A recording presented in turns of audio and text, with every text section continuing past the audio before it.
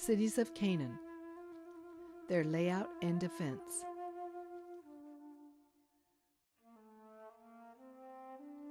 The areas captured by the Israelite tribes after they had crossed over the Jordan River were usually already developed.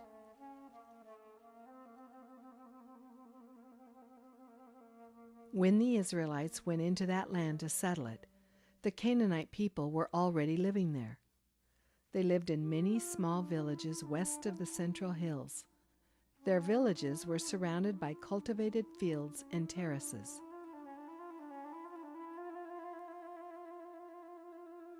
In the Old Testament, Deuteronomy chapter 6 said, "These are cities that you did not build. These houses are full of all kinds of good things that you did not put in them. In these cities there were cisterns that you did not need to make, and there were vineyards and olive trees already there."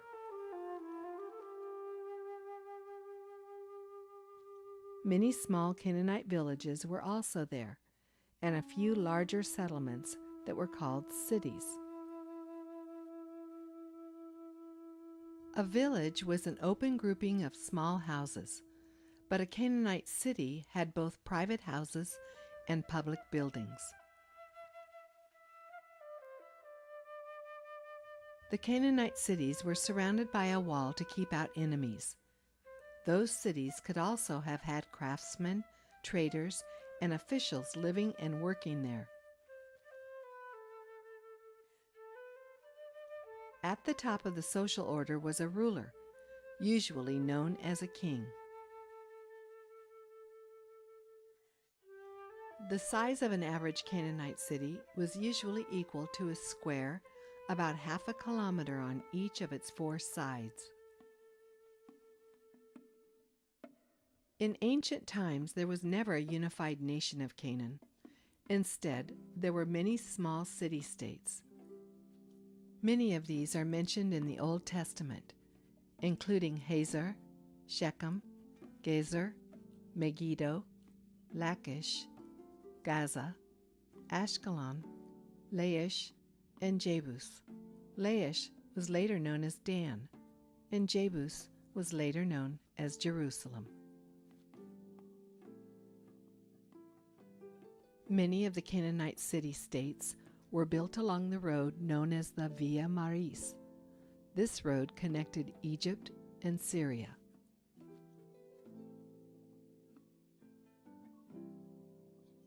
These cities were usually built on a hill or elevated ground.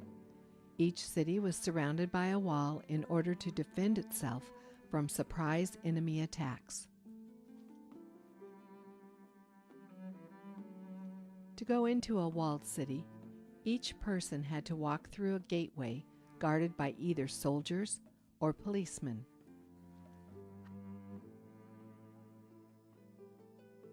However, the gateway still was the weakest point of defense in an attack by enemies.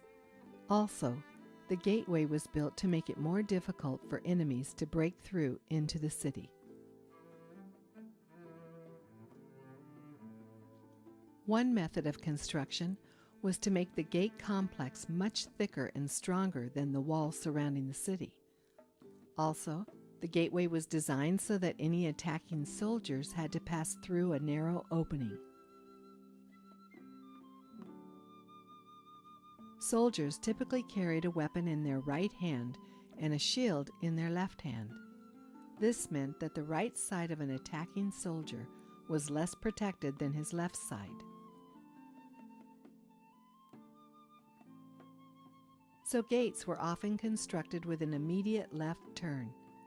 As the attacker entered the gateway and turned left, the right side of his body was unprotected. Now the defenders could shoot or throw objects at the attacking soldiers from above. In those days, city walls were sometimes made with two walls close together, but with a small space between them. This was called a casement wall. The space between the walls might be filled in with rubble to make one thick wall, but in some cities, the space was large enough that people could build their houses in the space between the two walls. The elders of the city often met inside or near the gate complex to discuss city affairs and make legal rulings.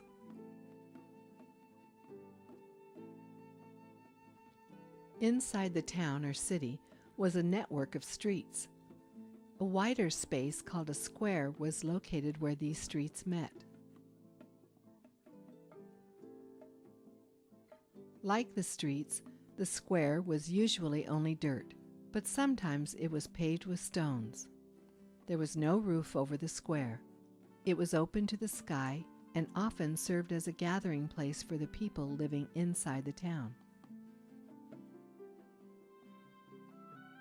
One of the town squares at a central location in the town usually served as a marketplace. However, there was usually also another trading place just inside the town gate. There, the local people and also others from outside the town could sell or buy food or other things. In the excavations at the site of the Israelite city of Dan, archaeologists made a remarkable find, an ancient gate made of mud bricks. The city of Dan and this gate date back to the time of the Canaanites. That was around 600 years before the Israelites came and lived there. The name of the first Canaanite city there was Laish.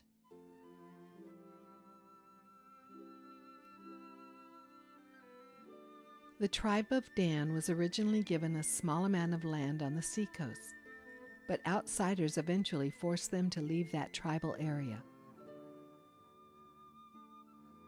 So they moved north, where they captured the town known as Laish. They renamed it Dan. Outside the northern gate of the town of Dan, scientists found a small platform with a base on each corner. These bases may have supported a very large roof, which gave shade to those who sat under it. The king may have sat here near the gate to judge cases brought to him by the people.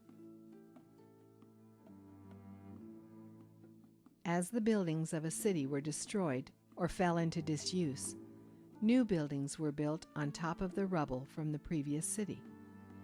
Over the centuries, this process had the effect of creating an artificial hill.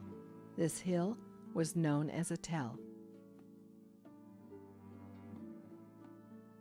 The tell was surrounded by walls and piled up earth embankments. These were known as ramparts. Sometimes the city wall was formed by the outer row of houses built close to each other. This seems to have been the case with the house of Rahab in Jericho during the time of Joshua.